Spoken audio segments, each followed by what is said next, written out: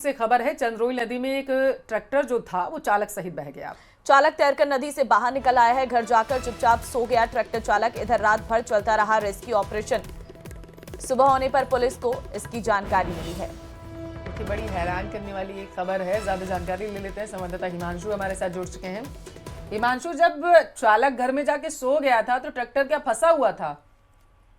देखिए, जिस तरह की तस्वीरें निकल करके आई, जो मौके पर हालातों को लोगों ने देखा, जो प्रत्यक्षदर्शियों ने देखा, उसमें सीधे तौर पर नजर आ रहा है कि किस तरह से पानी भरा हुआ है और इस पानी के अंदर ये ट्रैक्टर कूदता नजर आ रहा है, जिसमें ट्रैक्टर चालक भी अंधेरे में लोगों ने देखा।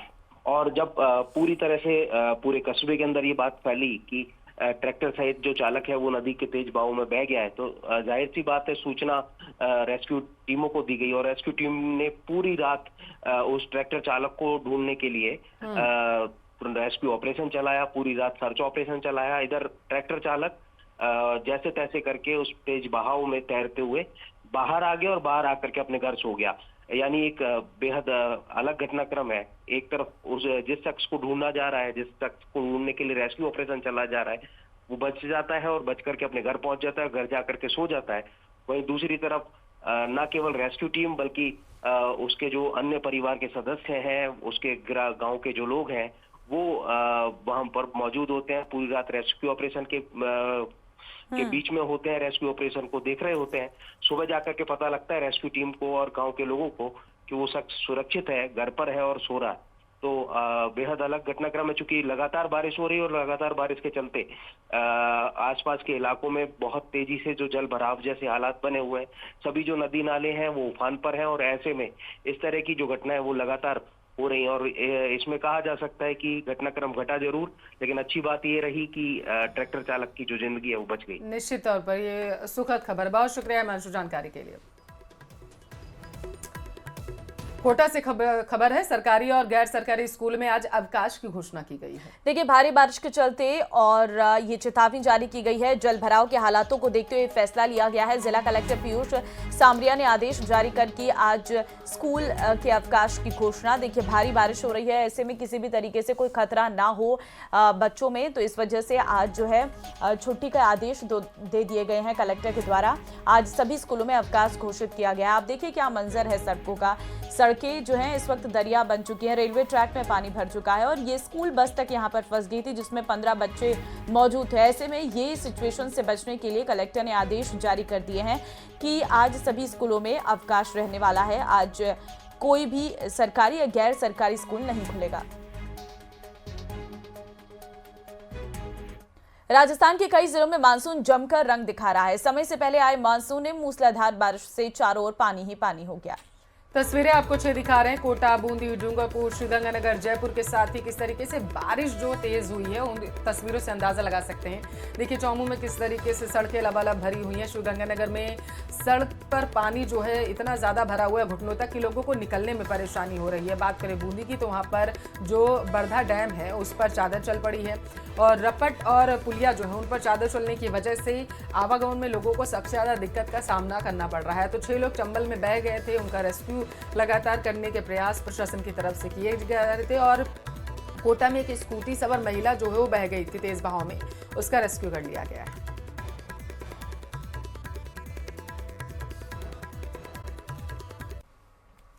नमस्कार, बहुत स्वागत है आप सभी का। आपके साथ मैं हूं ममता तिवारी। वक्त हो गया है सुप्रभात राजस्थान का। नमस्कार, आपके साथ मैं पल्लवी रविंद्र सिंह। खबरों की शुरुआत जयपुर से करेंगे। एसआई भर्ती पेपर लीक केस में आज सुनवाई होगी। आपको बता दें कि हाईकोर्ट में आज एसआईटी चीफ वीके सिंह को तलब किया गया है। दोपहर 2 बजे फिर होगी सुनवाई। तो बड़ी खबर इस वक्त आपको हम दे रहे हैं जयपुर से। ये बड़ी खबर इस वक्त आपके सामने है। दरअसल आपको बता दें दोपहर 2 बजे फिर जो है सुनवाई होगी। तो ये बड़ी खबर आपके टेलीविजन स्क्रीन पर। एसआई भर्ती पेपर लीक मामले से जुड़ा ये सबसे बड़ा अपडेट आपकी टेलीविजन स्क्रीन पर है। आज फिर से सुनवाई होगी। एसआईटी चीफ वीके सिंह को तलब किया गया है और देखना ये होगा कि उनकी तरफ से क्या बयान दिया जाता है। देखिए, आज का दिन बेहद ही महत्वपूर्ण है। इससे पहले सरकार की तरफ से और जो अभ्यर्थी हैं उनकी तरफ से जो इस मामले पर जवाब पेश किया गया था और सरकार से पूरे मामले को लेकर के अपडेट भी सरकार ने मांगा था। अरबाज संवाददाता फोन लाइन पे इस वक्त हमारे साथ हैं। अरबाज, आज फिर से इस पूरे मामले पर, एसआई भर्ती पेपर लीक मामले पर सुनवाई रहने वाली है। आज क्या रहेगा कोर्ट में खास? जी बिल्कुल, देखिए आज जो एसआईटी चीफ हैं उन्हें तलब किया गया है वो अदालत में मौजूद रहेंगे और जो कुछ बुनियादी सवाल थे अदालत के वो लेकर के आज अदालत में सुनवाई जारी रहेगी। आरपीएससी की ओर से भी जो है आज बहस की जाएगी और बाकी जो याचिकाकर्ता हैं, सुपर अभ्यर्थी हैं, राज्य सरकार है, वो सभी लोग और सभी पक्ष भी अदालत में मौजूद रहेंगे। जी ठीक है, बहुत शुक्रिया अरबाज तमाम जानकारी के लिए। तो देखिए बड़ी खबर है, एसआईटी चीफ वीके सिंह जो हैं उन्हें तलब किया गया। दोपहर 2 बजे इस पूरे मामले पर सुनवाई होनी है।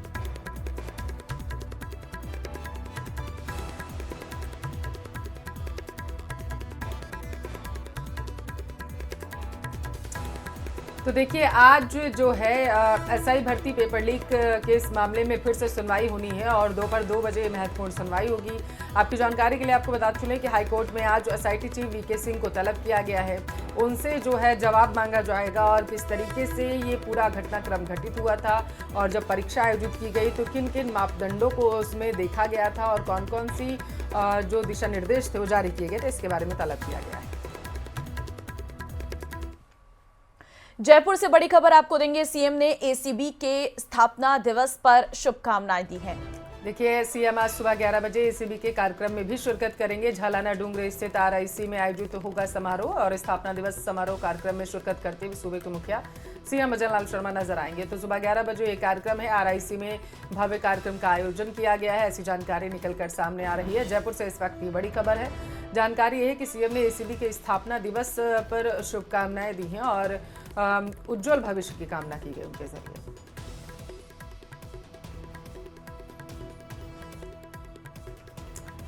तो एसीबी के स्थापना दिवस पर सूबे के मुखिया सीएम भजनलाल शर्मा ने शुभकामनाएं दी। इतना ही नहीं, उन्होंने जो कहा है कि सुबह 11 बजे कार्यक्रम का आयोजन हो रहा है और इसको भव्य तरीके से आयोजित किया जा रहा है। आरआईसी में जानकारी ये निकलकर सामने आ पा रही है कि कार्यक्रम का आयोजन किया गया है।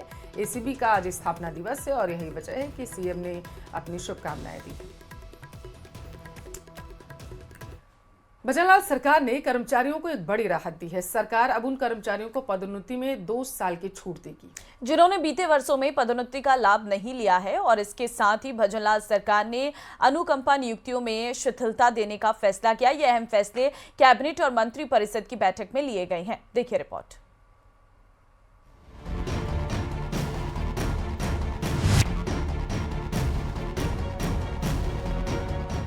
विकास के विसार सरकार की सौगात। विकसित राजस्थान प्लान बड़ा ऐलान। नौकरी की बहार कर्मचारियों को उपहार। प्रदेश में लंबे समय बाद कैबिनेट और मंत्री परिषद की बैठक हुई, जिसमें भजनलाल सरकार ने प्रदेश के कर्मचारियों और युवाओं को बड़ी सौगात दी। कई महत्वपूर्ण फैसले किए गए, जिसमें सबसे बड़ा फायदा उन कर्मचारियों को होगा जिन्हें अब पदोन्नति में 2 साल की छूट दी जाएगी। सरकार के बड़े फैसलों की बात करें तो इसमें नगरीय विकास, मेडिकल टूरिज्म को बढ़ावा, कर्मचारी सेवा नियमों में अहम फैसले किए। कर्मचारियों को पदोन्नति में 2 साल की छूट। 2025-26 में पदोन्नति के लिए 2 साल की छूट। पदोन्नति का लाभ नहीं लेने वालों को छूट। अनुकंपात्मक नियुक्तियों में शिथिलता। पूर्ण दिव्यांगों के परिजनों को नियुक्ति। शिक्षा सेवा नियमों में सुधार का फैसला। ओसियां कॉलेज का नाम शहीद गोरखनाथ किया। आरपीएससी में 7 सदस्यों के बजाय अब 10 सदस्य होंगे। सरकार ने यह तय किया कि कर्मचारियों के हित सबसे ऊपर है, जिससे किसी का हक ना मारा जाए। मंत्रिमंडल ने कार्मिकों के हित में को ध्यान में रखते हुए वर्ष 2025-26 में पदोन्नति हेतु नीचे के पद पर वांछित अनुभव अथवा सेवा अवधि 2 वर्ष का शीतलन दिए जाने का निर्णय लिया गया है। यह शीतलन ऐसे कार्मिकों को दिया जा सकेगा जिन्होंने 2023-24 तथा 2024-25 के दौरान वांछित अनुभव या सेवा अवधि में कोई शीतलन नहीं लिया है। परीक्षाधीन कार्मिक परीक्षा काल के दौरान पदोन्नति के लिए पात्र नहीं होंगे। इनके लिए विभिन्न सेवा नियमों में आवश्यक संशोधन किए जाएंगे। इसी के साथ राजस्थान लोक सेवा आयोग में सदस्यों की संख्या भी बढ़ाकर 7 से 10 कर दी गई है, जयपुर स्थित रिम्स को भी एम्स की तर्ज पर विकसित किया जाएगा। तो इसके अलावा नगरीय नियोजन और सिटी गैस पॉलिसी पर भी फैसला किया गया है। सरकार ने महसूस किया है कि वर्तमान में अनेक भर्तियों का कार्यक्रम चलना बहुत बड़ा काम बढ़ गया है।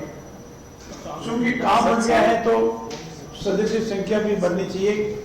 लंबे समय से सदस्य संख्या नहीं बढ़ी थी, इसीलिए जो वर्तमान में अध्यक्ष के अलावा 7 सदस्य है उसकी संख्या बढ़ा करके 10 करने का आज हमने निर्णय लिया और भविष्य में विधिवत कार्रवाई के उपरांत 7 सदस्यों के स्थान पर 10 सदस्य होंगे।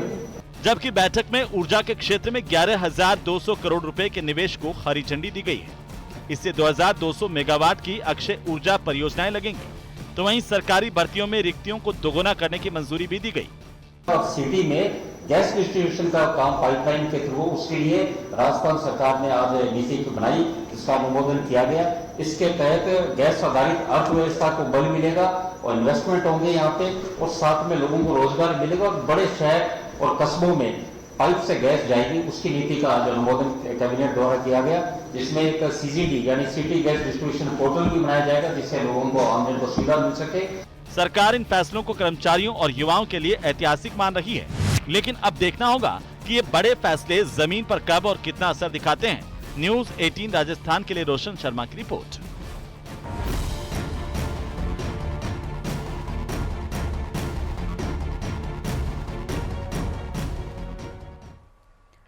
और चलिए आगे बढ़ते हैं। भीलवाड़ा से बड़ी खबर आपको देंगे। PHET अधिकारी और महापौर आमने सामने हैं। देखिए, बिना परमिशन सड़क खोदने पर महापौर भड़क चुके हैं। महापौर राकेश पाठक ने अधिकारी के पांव पकड़ लिया। बारिश में बिना परमिशन रोड खोदने पर खरी खोटी भी सुनाई और बोले हैं कि क्या आप मुख्यमंत्री जी और कलेक्टर से ऊपर हो। महापौर ने JEN श्रीराम मीणा की कार्यशैली पर सवाल उठाए हैं।